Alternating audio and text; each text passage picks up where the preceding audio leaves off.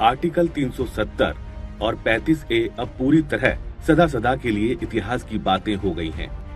Supreme court की 5 सदस्यीय संविधान पीठ ने सर्वसम्मति से अनुच्छेद 370 को निरस्त किए जाने की प्रक्रिया को सही करार दिया है। कोर्ट के मुताबिक अनुच्छेद 370 हटाने का केंद्र सरकार का फैसला संवैधानिक तौर पर सही है। यह फैसला जम्मू कश्मीर के एकीकरण के लिए था।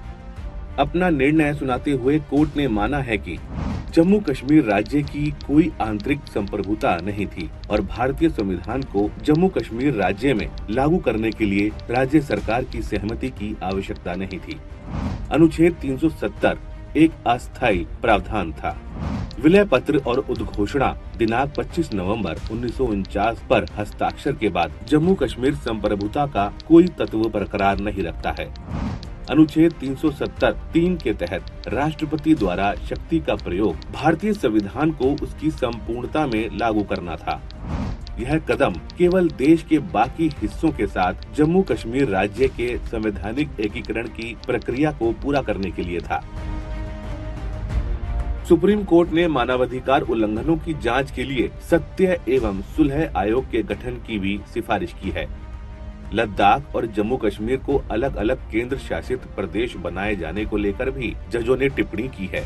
370 पर फैसला सुनाते हुए CJI ने कहा कि भारत की संसद को यह अधिकार है कि वह जम्मू कश्मीर और लद्दाख को अलग अलग केंद्र शासित प्रदेश बना सके।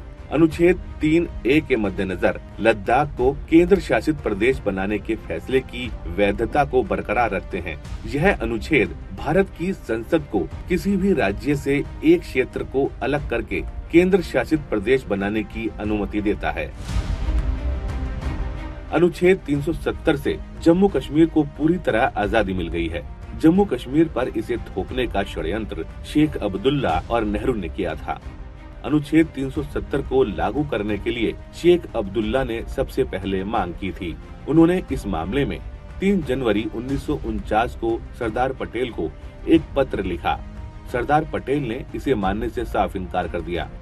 जब सरदार पटेल के सामने शेख अब्दुल्ला की नहीं चली तो उन्होंने यही प्रस्ताव पंडित नेहरू के सामने रखा।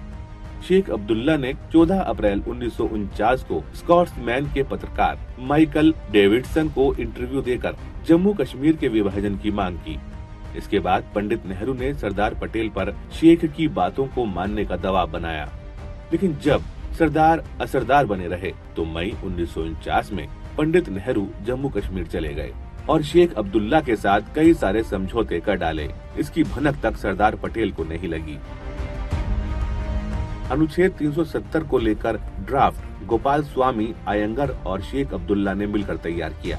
लेकिन जब इसके बारे में सरदार वल्लभ भाई पटेल को बताया गया तो उन्होंने इसे मानने से साफ इनकार कर दिया। सरदार पटेल के हस्तक्षेप के बाद इसका एक नया मसौदा तैयार किया गया, लेकिन उसे शेख ने मानने से इनकार कर दिया। इसके बाद अयंगर ने कुछ परिवर्तनों के साथ इसे फिर से शेख को भेजा, लेकिन इस बार सरदार पटेल ने इसे मानने से इनकार कर दिया। इसके बाद इसमें आखिरी परिवर्तन कर 17 अक्टूबर 1949 को संविधान सभा में पेश किया गया। शेख ने इसका विरोध किया और अयंगर को पत्र लिखकर संविधान सभा से इस्तीफा देने की धमकी दी। हालांकि सरदार पटेल के आगे किसी की नहीं चली। 370 के पहले ड्राफ्ट में सारी शक्तियां शेख के पास थीं, जिसे बदलवाकर पटेल ने शेख अब्दुल्ला की अंतरिम सरकार की जगह यूनियन ऑफ इंडिया जोड़ दिया। सरदार पटेल का यही वो कदम था जिसके कारण अनुच्छेद 370 हटाया जा सका। ये तथ्य सभी जानते हैं। पंडित नेहरू के अहंकार और जिद के कारण जम्मू कश्मीर के भारत में विलय में देरी हुई थी, जबकि महाराजा हरि सिंह हमेशा से जम्मू कश्मीर का विलय भारत में चाहते थे। सरदार पटेल का सपना अब साकार हो गया है। आर्टिकल 370 को जम्मू कश्मीर से हटाने के केंद्र सरकार के फैसले पर सुप्रीम कोर्ट ने भी मुहर लगा दी है। कोर्ट के इस फैसले का देश भर में स्वागत हो रहा है। अनुच्छेद 370 के निरस्त होने के बाद से जम्मू कश्मीर वासियों को एक देश में एक विधान, एक प्रधान, एक निशान के साथ ही देश के बाकी राज्यों की तरह समान अधिकार भी मिल रहे हैं। नया जम्मू कश्मीर चहुमुखी विकास के पथ पर लगातार अग्रसर है। जम्मू कश्मीर भारत का अभिन्न अंग था, अभिन्न अंग है और अभिन्न अंग रहेगा।